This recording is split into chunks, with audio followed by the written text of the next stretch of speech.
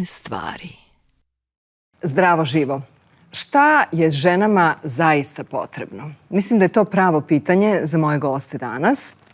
Odnosno, volimo mi da se bavimo i time šta je potrebno muškarcima i time da li možda malo preterujemo kada se žalimo na sve ono što nam nije dobro, a previđamo sve ono što je fenomenalno u našim životima.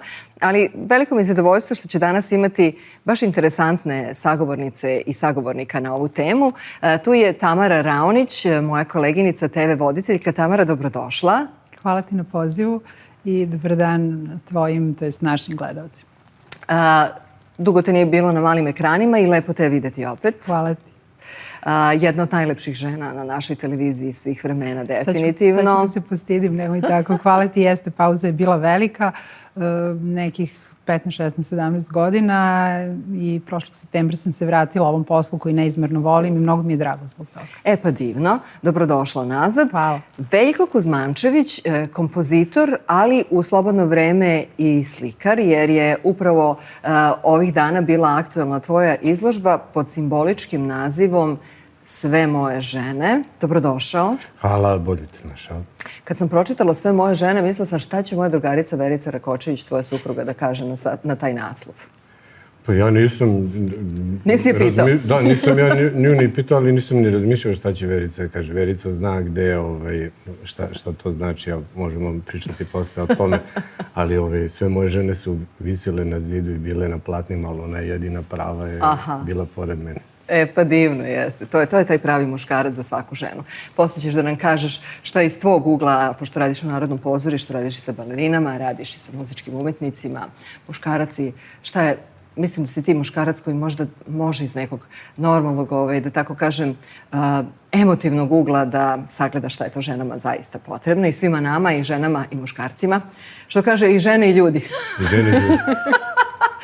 I ženama i ljudima. I sa nama je Ana Rodić, savjetnica za lični razvoj i praktičarka transakcione analize, coach po NLP metodi. Dobrodošla. Hvala na pozivu. Šta je ženama zaista potrebno? Mislim da je to ipak za to potrebno malo više vremena da o tome popričamo, ali u suštini imamo pred sobom tema u kojoj su se samo vekovima bavili ljudi iz različitih aspekata, ali dobro, možda uspemo da sublimiramo i onako koncentrišemo te neke mudrosti, a i neke nove stvari koje smo mi nekako i kroz svoje iskustva, eto ja mogu pričati iz ličnog iskustva, pošto sam u braku, odnosno u odnosu skoro 30 godina, a sa druge strane kao neko ko radi sa ljudima u aspektu podrške, pre svega sa ženama. Ne zato što je to ženama potrebnije, već zato što se žene češće javljaju po pitanju svojih potreba i emocija. Da. I šta kažu? Šta kažu tvoje klijentkinje? Šta im je najpotrebnije, a ne dobijaju? Na neki način je to razumevanje. Ali razumevanje na način na koji one doživljavaju, a to je da im ne bude nužno ponuđeno rešenje onda u trenutku kada one zapravo žele da budu samo saslušane. Ja znam da nije lako muškarcima razumeti kad je moment da se odreaguje na koji način, ali zato postoji komunikacija. Zato je neophodno da komuniciramo, da upoznamo osobu preko puta sebe. Svima nama je potrebno da nas neko drugi razume. Ali su različiti načini na koji je to potrebno ženama i muškarcima, a možemo posle pričati i u različitim fazama života je to drugačije. Tako je. Jako mi je važno da u različitim fazama kažemo šta je to nama potrebno. Ali je ovo što si sada rekla zapravo karakteristika muškog mozga da je fokusiran na rešenje. A ono što naše prijateljice mogu to je da nas beskrajno slušaju i da sa nama saosećaju. Ruminiraju problem. Kako se neko ponašao, da analiza do paralize nekog problema i situacije. Međutim, ima i žena sa muškim mozgom koji isto odmah nude rešenje. Tako da šta da vam kažem, ako ovo sve znamo, nekako nam je lakše kad komuniciramo da shvatimo da onaj drugi nema lošu nameru, nego samo hoće da nam pomogne. Šta ti misliš, Veljko? Šta je to ženama zapravo zaista potrebno? Pa to je sada toliko široko pitanje, ali bi se nadovezao na ovu stvar, u stvari da je komunikacija osnovna. Ono što sam ja primetio da često može da bude problem u odnosima jeste da kada žena ima neki problem ili kada se sreće sa nečim što ne može u tom trenutku da reši ili je u nekom problemu, ona očekuje da muškarac odreaguje na taj način. Mi ne možemo da znamo šta je to što neko očekuje pa da baš to uradimo u tom trenutku kako ona očekuje. Zato je ta komunikacija jako važna. Ali svaki muškarac može da se odmah postavi na jedan onako pre svega i ljudski i drugarski način, pa da se odmah otvori i da kaže evo ja sam tu, ja mogu da ti pomognem, ali ti moraš da mi kažeš evo reci mi šta ja sad mogu da uradim za tebe da bi tebi bilo lakše i da bi tebi sad u ovom trenutku, evo lakše ću ti na bilo koji način. Ako ćeš da ćutim, ćutaću, ako me pitaš nešto da li mogu da ti pomognem, ja ću ti dati svoj predlog. Ali isto toliko važno i slušati. Nekad mi to slušamo po 2-3 puta istu priču,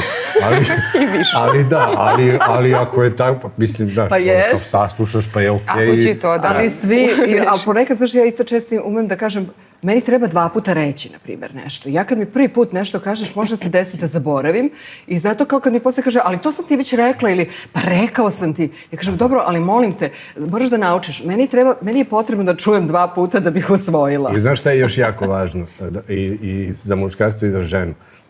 Ako se dogodi neka situacija i sad ti si tu, dao si neki savjet nešto i ispostavi se posle izvesnog vremena da si bio u pravu i onda ta osoba sama dođe na to što si ti rekao, ali najgore što možda rješavate u tom trenutku je kaže sam ti rekao. Tako je. Kao pa, znaš, progutaj, prećuti to. Tako mlada, tako mlada. Zna i ona da si joj rekao pre 2 meseca, ali nema veze. Ne moraš da kažeš. Tako je, to je energetski vampirizam kad ti neko govori ja sam ti rekao. Ali to radi i žene i muškarci. Da, ali to nemojte da radite. To je jako pogrešno. To je jako pogrešno. To nije nikakva podrška i to ne treba da se poentira u takvim prilikama. Šta ti kažeš, Tamara? Slušam ovo što sagovornici pričaju i slažem se sa Veljkom da je komunikacija neophodna jer kako ćemo se razumeti ako ne razgovaramo. To se negde nekako i podrazumeva. Ali ja mislim da ne treba mnogo komplikovati ni ovu ni slične teme. Mislim da i muškarcima i ženama, evo, ti me ispravi ako grešim, a možete i vi, potrebno u stvari isto. Potrebna im je ljubav i potrebno im je poštovanje koje će prouzrokovati razumevanje. Nije to tako komplikovano i nije to tako mnogo. Mislim da i muškarci to isto očekuju od nas.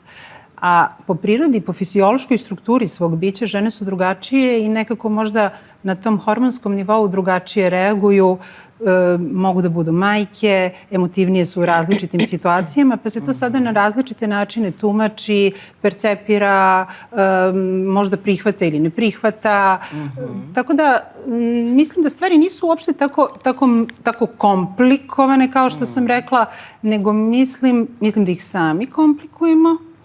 A ne znam da li smo uopšte, mislim da bez ljubavi nema, ako govorimo o partnerskim odnosima, gde je ta ljubav neophodna. Znači, ako nema ljubavi, onda su to sve nekako neke poslovno-tehničke saradnje, neka druga vrsta odnosa.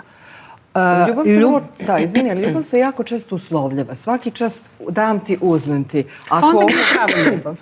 Ali ljudi prosto kao da trguju emocijama, ne u smislu da dobiju za uzvrat nešto materijalno, nego ja mislim da je ljubav toliko postala teška, a reći ćete mi svi šta o tome mislite, baš zato što se toliko uslovljava.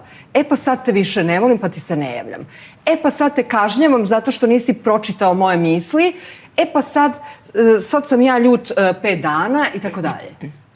Pa, vraćamo se na ovo da je razgovor osnov svega. Ako ne razgovaramo, kako ćemo se razumeti? Što kaže Veljko, kako sad ja mogu da znam šta ti očekuje? Mislim, ja mogu da pretpostavim ako se znamo, ako vodimo računa jedno o drugome, ako prepoznajemo međusobne potrebe, mogu da pretpostavim, ali ne mogu da znam. A mislim da je najlogičnije i najjednostavnije da je ljudima srećom i data mogućnost govora da bi komunicirali, da bi se sporazumevali, da pitam. I ja sam tu vrlo otvorena da pitam i da kažem. A nekako razgovor kao takav nam omogućava, čak i ako se ne slažemo, prva i osnovna stvar čemu sam celog života učila i svoju decu je ako ne misliš kao ja, to ne znači da si protiv mene, to samo znači da imamo različito mišljenje, ajde da sednemo da razgovaramo o tome. Pristojni ljudi prilikom tog razgovora neće koristiti uvrede, teške reči, manipulacije, pretnje i tako dalje, što su sve kasnije, to sve vodi kasnije ka problemima.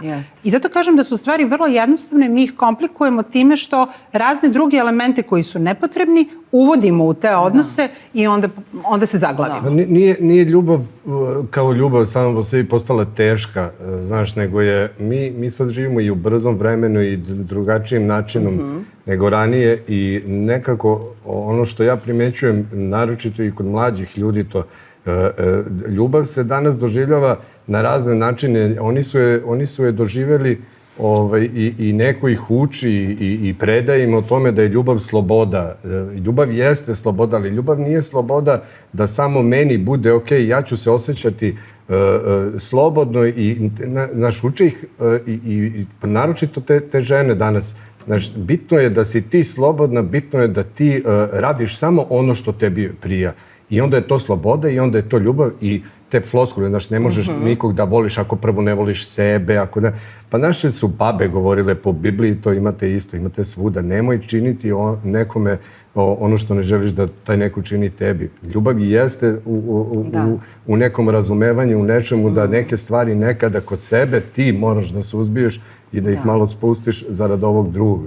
Ljubav jeste sloboda, ali u tom smislu da je to uzročno-posledična stvar. Ne možeš da očekuješ da kako neko misli da može da čini samo da njemu bude ugodno i lepo i da bude slobodan, pa eto ti sad mene takvog ili možda voliš ili ne možeš da me voliš. Ali Veljko, složit ćeš sa, evo Ana, vi me ispravite ako grešim, da to što sad navodiš nije ljubav nego sebičnost. Znači, ako ti sad voliš sebe na uštrb i po cenu svega drugog, to je onda jedna najobičnija sebičnost. Voleti sebe, to se valjda podrazumeva, ali ja mislim da je danas to malo predimenzionirano i precenjena kategorija. Upravo a pogotovo sad primenjeno na ove mlađe generacije koje su stalno na ovim digitalnim sredstvima komunikacije i ja sam, nedavno smo nešto razgovarali na sličnu temu, rekla, mislim da je ovo delete dugme uništilo više generacija nego išta, jer oni, čini mi se kao da nisu svesni da u realnom životu i u realnom svetlu ne možeš deletovati ljude. Mislim, moraš ih pogledati.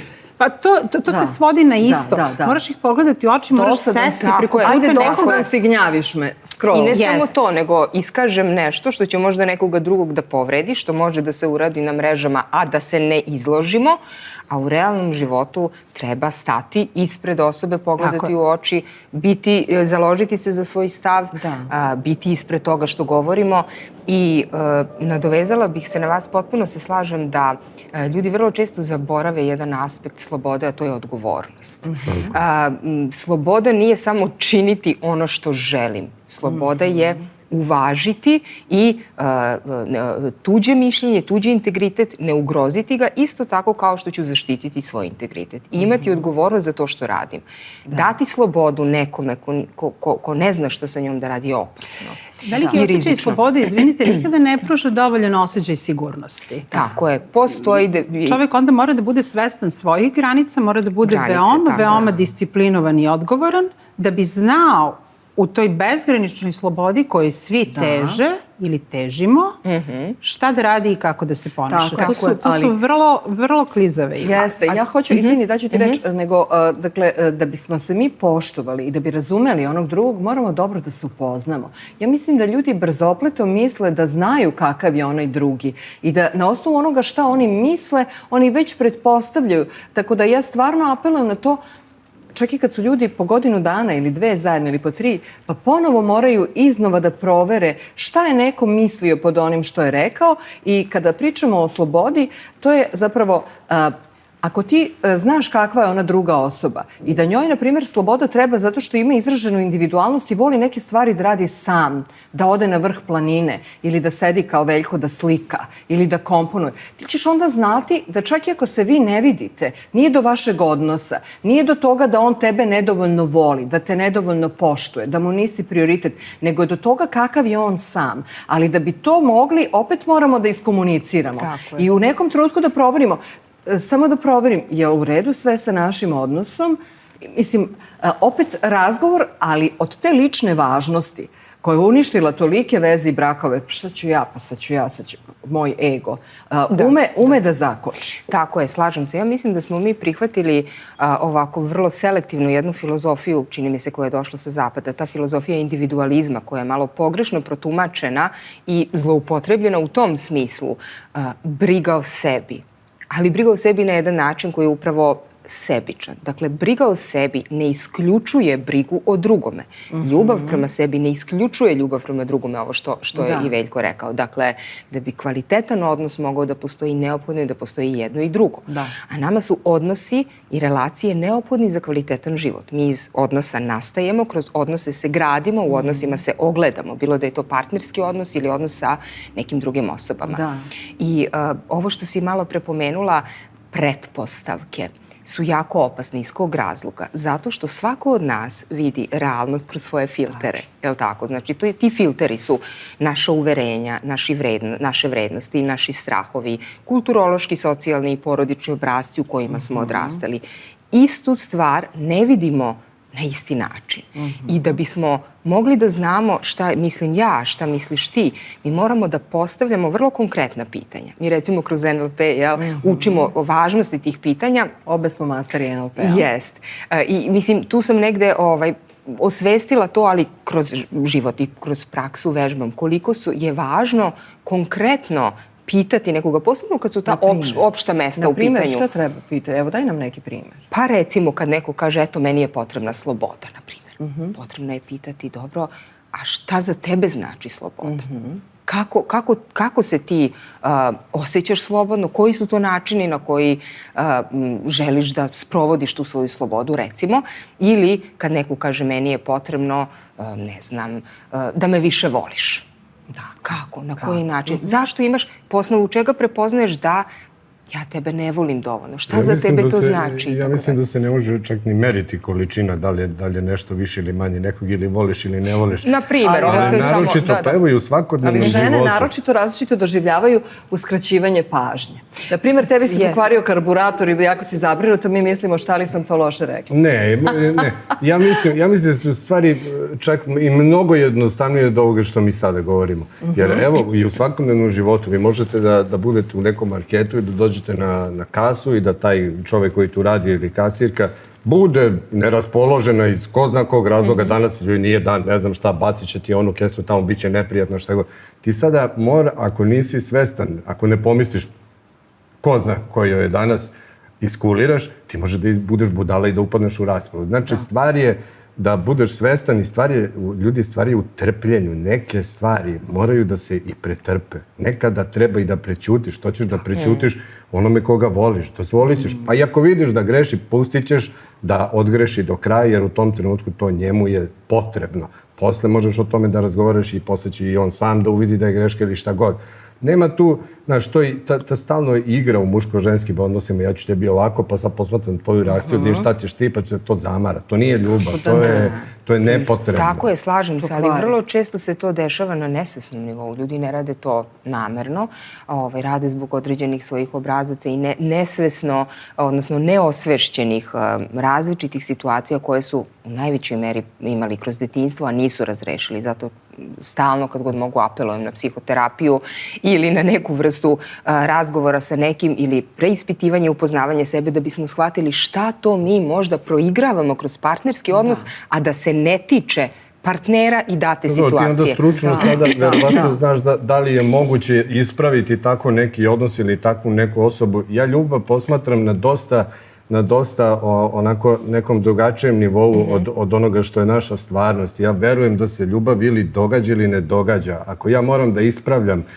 nekoga sa 30, 35, 40 godina zbog njegovih roditelja ili ne znam kakvi trauma iz detinjstva, možda ako se desi pa zajedno taj neko uz mene kroz taj naš odnos se negde pratimo, pa da. Ali preduslov za sve to jeste ljubav, za koju ja verujem da ne možemo se pripremiti za ljubav, nego ona se prosto dogodi ili se ne dogodi. Ako se dogodi s tim nekim, onda to sve nekako ide. A ti ljudi koji, eto, zbog neke frustracije iz ne znam, iz detinjstva i ne znam čega, onda to ako su se raspali i nije bila ljubav. Ali svako sebe popravlja tu. Radi se o tome da ne popravljaš ti onog drugog, nego ja sebe popravljam zato što se osjećam u nekom odnosu ugroženo, a odnos je okej. Ali znaš kako, Snažana, ja se prvo slažem se s ovim što Veljko kaže, što sam to i sama rekla na početku. Ako nema ljubavi, onda partnerski odnos ne vredi. Da, ali moramo da razjasnimo šta je ljubav. Pa ljubav ili postoji ili ne postoji, ili nekog voliš ili nekog ne voliš.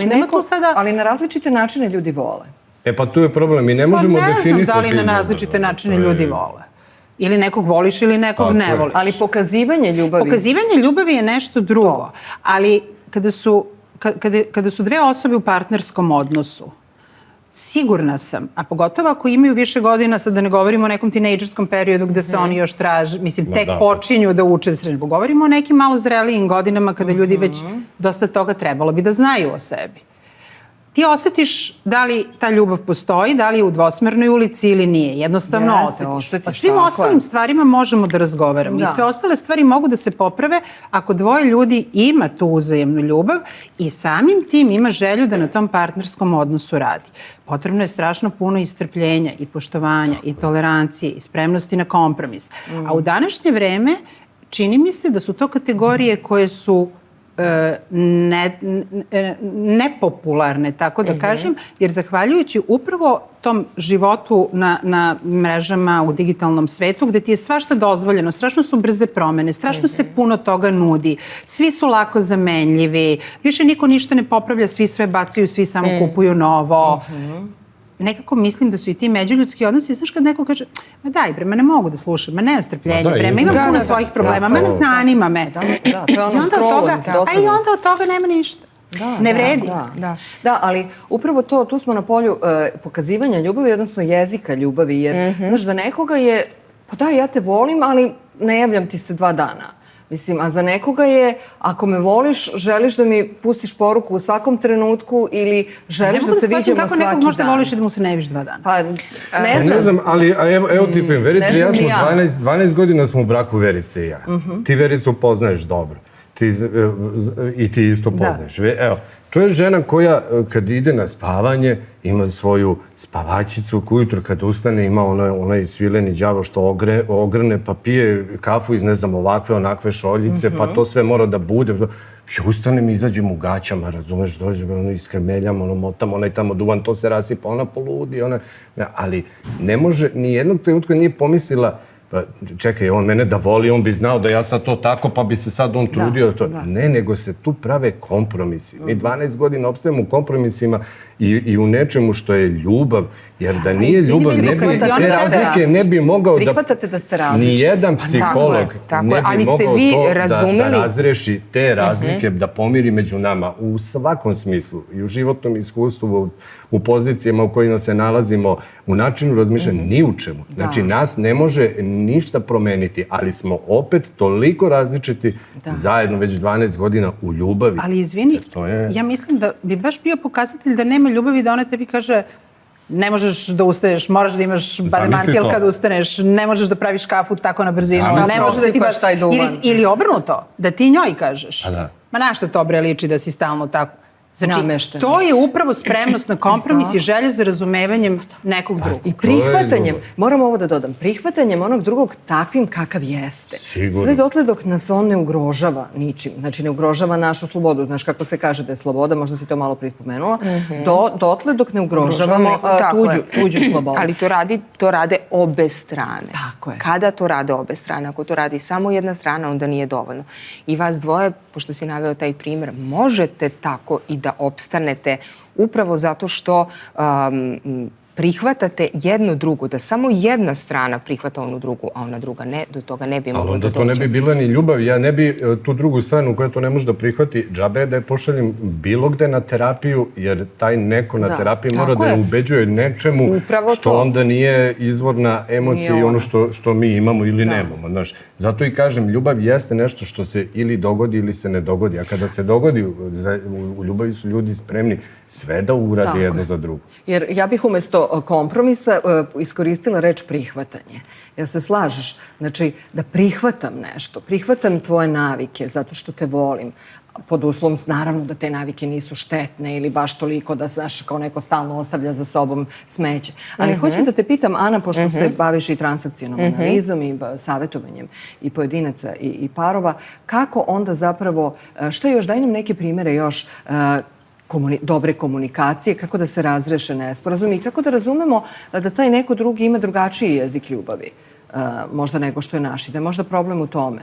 Da, vrlo često se dešava da ljudi zapravo nije stvar toga da se ne vole, već na različite načine to izražavaju. Evo recimo moj primer, kad pričamo o tim jezicima ljubavi, više, recimo, dr. Gary Chapman je pisao o tome u svojoj knjizi 5 jezika ljubavi, različiti načini. Sad, to je 5 kategorija, ima ih mnogo više. Neko ljubav pokazuje dominantno kroz usluge, odnosno pružanje pažnje. Nekome je bitnije lepa reč i komunikacija. Nekome je bitnije vreme koje se provodi zajedno. Nekome su bitniji pokloni, ne nužno materijalni. Naravno da su ovo samo kategorije. Dodir, fizički kontakt, je li tako? E sad, recimo, to je nešto što mi uglavnom nosimo iz porodice. Recimo, kod mene je dominantan jezik ljubavi to, pružanje usluga, nekako sam tako navikla. Da učiniš nešto za nekoga. Da pokrijem, da pokrijem, da ućutkam decu kad on spava ili da, ne znam, donesem nešto, prinesem, uradim. Međutim, u čemu je sada stvar? U tome što ljudi koji govore taj jezik očekuju i razumeju dobro kada druga strana govori taj jezik. Znači, ako ja tako govorim, ja očekujem da i druga strana isto to radi, da bih ja imala, da bih ja osjećala da on mene voli. Da te voli. Sad malo onako uprošćavam. Aha, super, ovo mi se sviđa. I onda šta se desilo? U jednom trenutku, u jednom periodu života, muž i ja smo imali jednu krizu koja je bila onako uslovljena tim roditeljskim ulogama. Jel, najčešće dođu te krize, često dođu dolaskom dece u odnos i jedno dete, drugo dete, razne situacije i onda nekako smo počeli da se udaljavamo i u jednom trenutku smo shvatili zapravo, ali tek nakon jednog onako ozbiljnog razgovora i nakon situacija koje su eskalirale više puta i nakon toga što sam ja pokrenula, obično žene pokreću te razgovore, ne nužno, da je recimo njegov jezik ljubavi fizički dodir i pažnja, što sam ja nekako i znala kroz vreme, ali nekako nismo to eksplicitno iskazali, a moj dominantni jezik je ta usluga, usluga, odnosno pažnja i uraditi, učiniti nešto za drugoga. I to što ne pokazujemo jedno drugome na taj način, ljubav, ne znači da se ne volimo. A čekaj, jeste onda počeli da se menjate? Tako je. Onda smo shvatili, ako je tebi potrebno to, ja ću tebi to dati. Menjam se. Znači, potrebno je, ja mislim da prihvatanje i kompromis moraju da budu nekako paralelno prisutni. Da. Pričat ćeš nam posle o drugim jezicima ljubavi, nego da čujem šta kažu tamo. Meni je ovo divno što ne moram ništa pitam. Gosti se ne dovezuju. Takva je tema i lepo što imamo jednog ovako divnog muškarca među nama koji apsolutno razume i ljubav i žene i veliki umetnik i zaista na pravi način. Pa mislim, ja to stvarno i mislim, ne bih ni rekla da ne mislim. Nije čudo da te je Verica Rakočević izabrala. Sad posle ćeš da nam kažeš jesi takav bio od početka ili si se promenio. Ali da se nadovežem na ovo što Ana pričala, ja se apsolutno slažem, pažljivo sam slušala zato što taj problem sigurna sam da sa suprugom ne biste prevazišli, da oboje niste imali želju i potrebu pod jedan da razgovarate, da čujete jedno drugo, a onda da uvažite ono što je drugi rekao i da pokušate da napravite neke promene u pozitivnom smeru, da to prevaziđete i da vaš odnos bude bolji. Razlog propadanja mnogih odnosa je u tome što ljudi ili neće da razgovaraju uopšte, ili ne čuju jedno drugo, ne trude se da razumeju i ne žele da promene ništa, nego ultimativno zahtevaju i pokušavaju da dokažu da su u pravu na račun onoga što neko drugi misli. I to jednostavno ne može da funkcioniše. Pa upravo to. Tako je. Upravo to. Potpuno ste u pravu, da. Izvinite, samo da se nadovežem. Glavno pitanje koje je zapravo nastavilo proces naše promene i unapređenja odnosa je bilo da li mi želimo dalje da idemo istim putem i da budemo zajedno. Oboje smo se složili sa tim da želimo. Hajde da vidimo onda šta je potrebno i šta je moguće da... Vrlo jednostavno pitanje za dvoje ljudi koji su u vezi ili u braku, sasvim svejedno. Ljudi to ne postavljaju eksplicitno ili ne znam da li im bude neprijatno ili šta već. Kao misle da se podrazumeva. Ništa se ne podrazumeva. Ja mislim da si u pravu. Mislim da mnogi ljudi misle da se podrazumeva, a ono što smo rekli na početku, što je i Veljko sam potencijal, žene nekako u nekom trenutku misle da se to jednostavno, znaš kako kažu, ne daj ti Bože ono što ti misli majka i daj Bože ono što ti misli žena. Žene su sklone uvek da projektuju jednu vrstu situacije i da na osnovu toga prave dalje projekcije i da postupaju na kraju krajeva na taj način, a onda se muškarci nekako nađu u čudu, a onda su i muškarci skloni neke stvari da zameraju, a da očekuju da će žene to da razumeju bez jedne izgovorene reči i da će da urade ono što njima treba. A ja mislim da je to stvarno nemoguće, pa niko nikom ne može da čita misli koliko god da se znate i koliko god decenija da ste proveli zajedno. Ali to je upravo jedan od primjera toksičnog odnosa i pasivne agresije, kad se neko ućuti i terate da pretpostavljaš šta mu nije bilo pravo. Koliko god da ga poznaješ. Mislim, taj prekid komunikacije je veliki problem. To je strašno teško svakome ko voli onog drugog. Znači, pa i onome ko te ne voli, pa mu je opet teško da ga odsečeš i da ne kažeš šta je bilo i da mu ne pružiš priliku da porazgovara. Tako da, to ćutenje, zaćućivanje i kao sad ti pogađaj... To je gore od bilo koje rasprave i bilo kakve svađe. Rasprava i svađa nekad može bude konstruktivna. Znači, svađa uslovno. Mislim, može da se povisi ton, može... Neka vrsta konflikta. Ma šta god. Ali to je sve u nekom trenutku zaista lekovito, jer moraju stvari da se izgovore. Niko ne može da pretpostavi šta ovaj drugi osjeća, misli i šta god. Stvari prosto moraju da se kažu. Da, kad se zaćuti, možda nekada za žene to znači, ili za nekog drugog, znači da ti nije dovoljno stalo više da se boriš. Nekada bude, ja znam da meni onako u nekim situacijama, ne nužno u partnerskom odnosu, kada znam da mi više nije stalo? Pa kad imam toliko toga da kažem, a samo zaćutim i više ne kažem. Tako da nekako možda, ako neko stalno se govori vam i ulazi možda čak i u neke konflikte, naravno bilo bi dobro da oni budu konstruktivni, ali to je znak da mu je stalo. Onda da pokušavate da nađete... Zamislite kolika je čak sloboda u ljubavi da ako ne ide, pa onda ono kao više ne budete zajedno. I to je neka vrsta ljubavi. Ne treba insistirati, a po svaku cenu se sad mora taj odnos... Brate, ako nisu dvoje ljudi jedno za drugo, više nisu zajedno. Ili ako ovaj jedan se pati, ovaj drugi mu kaže idi. Koliko god da ga voli, kaže mu idi da bi ti bio srećan. Pa i to je ljubav. Pa i to je, znaš, mislim da se previše trudimo da situacijama i naročito osjećajima koji nas okružuju i koje u životu doživljavamo, mi se stalno trudimo da tome dajemo da stalno tražimo neku definiciju toga i da mu damo ime. Ne može se tim stvarima dati ime i ne može se definisati. Zato to i jeste nešto što je toliko lepo i magično. Zato je to nešto što nas pokreće, što nas tera da stvaramo. Mi živimo sa tom ljubav. Pa vi znate da može čovjek da nije sa ženom, uopšte da nije sa njom, da nisu ni fizički zajedno, a da je opet voli. Ne mora da mu bude na očima i da živi s njom. Pa razni oblici ljubavi postoje, ali suštinski... Kažu da je platonska ljubav najjača. Ali bilo koja vrsta ljubavi, ako je ljubav, ako je čista, ona nas tera, ona nas pokreće, tera nas da stvaramo, da živimo bolje, da se trudimo. Ratovi su se vodili zbog ljubavi, ratovi su, države su padale, vladari su padali. I prekidali ratovi zbog ljubavi. Sve, mislim, to je cela poenta. Pokretačka sila, da. I onda je kao, znaš, svi danas tražimo da imamo neki mir, kao to nam je, kao samo da budemo u miru. Pa ljubav je jednako mir. Znači, ako nisi u sebi shvatio šta je to, gde usmeravaš svoju ljubav i šta je ona povratna informacija da neko tebi pruža tu ljubav, pa kako ćeš da budeš u miru? Kako možda bude jedan čovjek ili jedna žena da budu u miru ako stalno preispituju sad jedno drugome svaki potez, šta je rekao, šta je uradio, šta ovo znači? Pa to je u osnovi svega, da, u današnjem vremenu su sve te kategorije precenjene, to znaš, da budeš u miru sa samim sobom, da sloboda, sreća. Posle ćemo o sreći, molim vas da ne zaboravimo.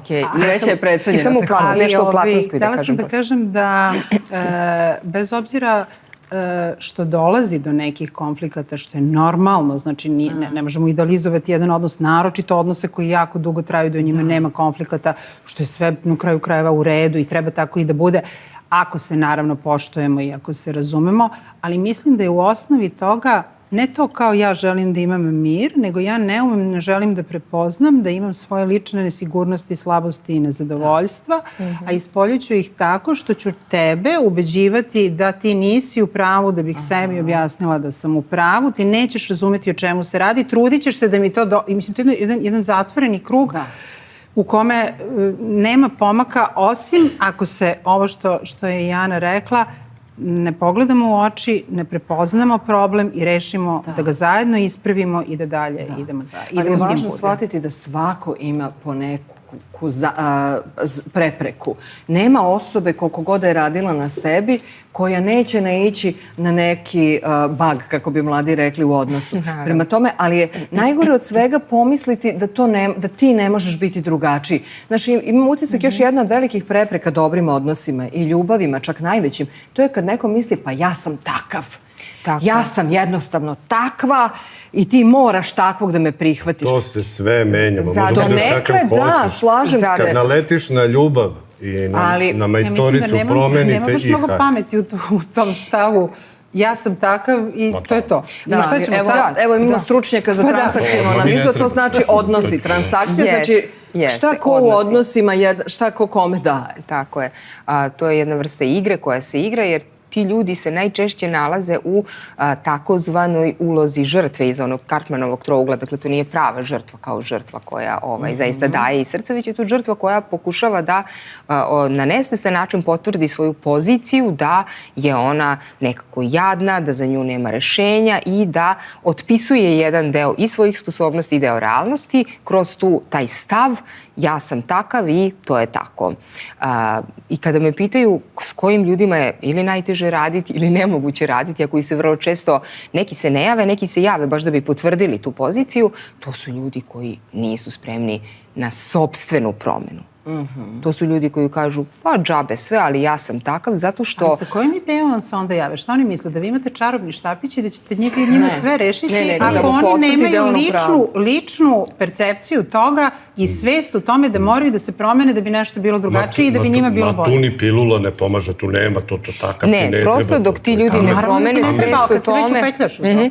Takvi ljudi dok ne promene sopstvenu svest i ideju o tome jednostavno ne mogu da nikakvu promenu naprave, ali kažem, nekada i dođu, prosto da bi, eto, na neki način je, kažem vam, to je jedna vrsta nesvesne igre gde oni uvlače vas, ako niste svesni toga, ili kao stručnjaka ili u nekim odnosima koji nisu terapeut-klijent, i onda vi pokušavate, ako se uvučete u tu igru, u takozvanu ulogu spasioca, vi onda pokušavate da im pomognete, pokušavate da rešite to. Ali primećujete da poslednjih godina mi svaki svoj problem definišemo tako, pa možda je nesvesno. Ljudi, ko bre nesvestan? Daj se, probudite malo, bre, pusti priču. Najlakše je to da kao nesvesno mu je to od nekud, znaš, pa da mu se ja sad bavim mamom i tatom što je on lud.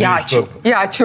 Pa što kažem, onda kod tebe u ordinaciju, znaš. Slažem se, postoje, mislim, neosporen je uticaj nesvesnog na naš život. To je neosporno, ali postoje načini da se to reši. Postoje načini da se to osvesti i da se shvati da li time ugrožavam nekog drugog. Ali bez ličnog učešća u svemu tome, bez prepoznavanja lične uloge i problema koji imaš da to prepoznaš, shvatiš, razrešiš, ja mislim da od toga ne može. Kako možete da prepoznate? Pa tako što, prvo to na tom ponašajnom nivou. Ako je nešto nesvesno, ne mogu ja da ga odmah detektujem, ali ako na ponašajnom nivou, recimo, shvatimo da imamo neke ponavljajuće probleme koji su slični, neke obrazce koji su slični. Pa recimo, stalno žene ulaze u takozvane, ajde da kažemo, toksične odnose, odnosno odnose sa muškarcima sa kojima prekidaju odnos na isti ili sličan način ili se dešava sličan scenarij. Ili ljudi ulaze u situacije da, ne znam, izgube posao na isti ili sličan način. Dešava se, mogu da se detektuju obrazci, onda je moment da se ta osoba zapita.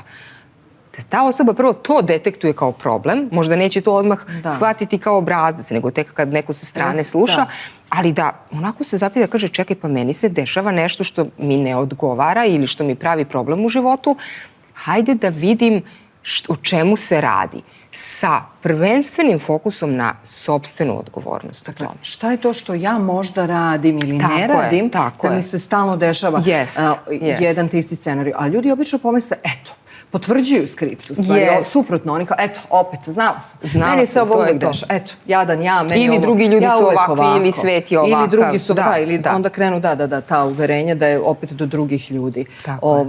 Ali ja se nadam da se sve više ljudi budi, zato što ovo smo sad pričali, dala si primjer kada recimo nešto ne važi, ne uspeva. Međutim, imamo ljubavne odnose koji su dugogodišnji. Tamara, ti si 27 godina bila u braku, ti si već 12 godina u braku. Znači, kako onda popravljati, da tako kažem, i održati? Za mene je zadivljujuće da je neko bio 27 godina u braku, recimo. Kako onda, kako izgleda dinamika jednog dobrog ljubavnog odnosa koji, kao što si sama rekla, najnormalnije je da ljudi stalno imaju neke nesporazume? Ne moraju da imaju stalno, ali s vremena na vreme moraju da imaju, jer ja ne vidim da može da bude drugačije. Pogotovo, kažem opet, kada su tako dugi odnosi u pitanju. Ali ono što sam rekla na početku, toga se držim od uvek i zauvek ću, obzirom na godine koje imam. A to je da bez ljubavi, međusobnog poštovanja i spremnosti na kompromis i na razumevanje ništa ne može da se uradi. Jer sve ovo o čemu mi ovde sada govorimo nema apsolutno nikakvog smisla ako se dvoje ljudi ne voli, ako se ne poštuje i zbog toga ne želi da napravi kompromis jednog prema drugom u najrazličitijim situacijama i sferama, a život je toliko nepredvidiv i pogotovo na dugi rok od 20-30 godina jedne veze ili braka, sasvim svejedno, toliko toga dođe i lepog i ružnog i to sve treba umeti prihvatiti, proći kroz to, podeliti. Ali ako znaš da je onaj drugi, onaj pravi u stvari, to je isto jako važno, da si siguran da si ti izabrao ono pravo. To na tom putu prepoznaješ. Ti na tom putu to vidiš. Jer na putu su i gubitak posla i neverovatan uspeh i deca koja su jedno dete, drugo dete, uzrasti te dece. Kako ja kažem, u tvom životu se desilo i da si, 2006. si prestala da radiš na televiziji u vrhuncu popularnosti. A tvoj suprug je svedočio i tvom usponu. I sve vreme bio s tobom dok si ti bila hiper popularna. To je bio deo nekog našeg, kako sad da kažem, ne mogu da kažem baš nekog konkretnog dogovora, ali nekako različit splet okolnosti je mene zadesio u životu, doveo me do toga da donesem takvu odluku, a onda smo zajedno dalje u odnosu na naše porodične potrebe, potrebe naše dece, gradili naš zajednički život dalje. Tako da, opet kažem, za sve je potreban neki dogovor i neko razumevanje. Bez toga ne može. Ali je zanimljivo pitanje za tebe, kao ženu i kao osobu koja je bila jako popularna TV voditeljka. Kako je izgledao život kada si se odrekla, u tvojoj ličnoj glavi, u tvojoj ličnoj percepciji, kada si se odrekla rada na televiziji, to je trajalo 17 godina, kako si ti sebe počela da gledaš, prestala da gledaš? Da li je bilo promene percepcije tvog partnera, tvojeg okruženja?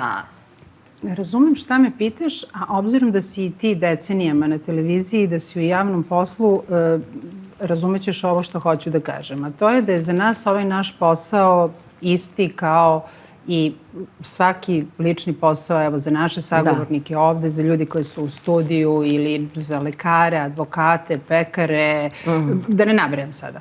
Znači, nisam ja imala prema tom poslu neki naročiti odnos u smislu da sam sad ja drugačija, važnija, bolja ili od drugih, samo zato što me neko prepoznaje na ulici ili zato što ću možda dobiti, ne znam, nešto ili preko reda ili ću dobiti neku možda malo tako...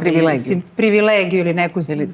Da, neki kompliment više od nekog drugog. Tako da što se toga tiče, ja nisam imala tu neki veliki problem da... Kako ću da gledam sebe sada kada više ne budem bila u javnom poslu, čak što više, opet kažem, zbog nekih privatnih dešavanja koje sam imala i neprijatnih u svom životu, a to je gubitak roditelja koji se desio rano, koji se desio brzo i još par nekih stvari. Za mene je taj moment kada sam donela odluku, a nije mi bilo lako da donesem tu odluku, jer ja ovaj posao jako volim, čemu svedoči činjenica da sam se posle toliko godina u ovim godinama vratila ovom poslu i uživam u tome. Sama stvar da sam donela tu odluku za mene je bila nekako rasterećenje i to je prvi put, jer ja sam sa godina počela da radim.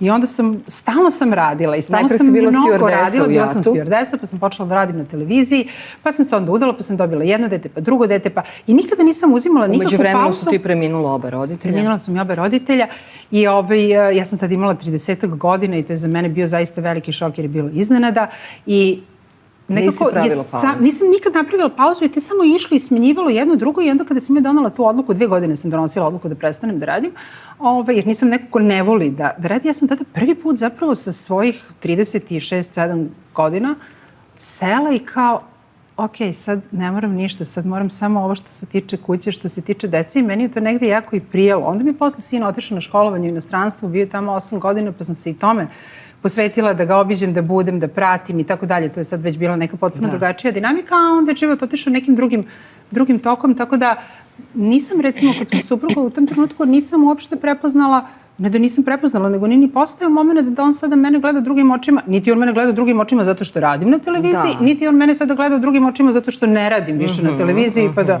to uopšte nije bila okosnica našeg odnosa. Ali nije smetalo u vašem odnosu nikad si bila ono super popularna, lepa, zgodna? Ne, mi smo se upoznali kada sam ja radila u JAT-u. Tako da je on sa mnom otišao na 3. kanal tog vikenda kada su se delili, bile audicije, nekad su bile audicije da se sećate toga. Jeste, i ja sam otišla da uzmem broj da se prijavim na audiciju za 3. kanal, on je otišao sam. Evo, ajde Veljko kao muškarac, ali evo vi me ispravite. A i ti znaš sama kroz svoj život, opet kažem, i ti si decenijama javna osoba, pred kamerama si. Muškarci vole žene koje se bave javnim poslom. Ali vole ih mnogi muškarci i to je njihovom muškarcu predstavlja problem. Pa ja sad ne znam da li mi je to problem, ali sam htjela drugu stvar da kažem, da ih vole takve kakvih, mislim, to se neminovno ne odnosi samo na ženu u javnom poslu, ali sad smo se dotakli toga pa pričamo o tome, a obzirom da sam u tome, onda nekako mogu više o tome da kažem.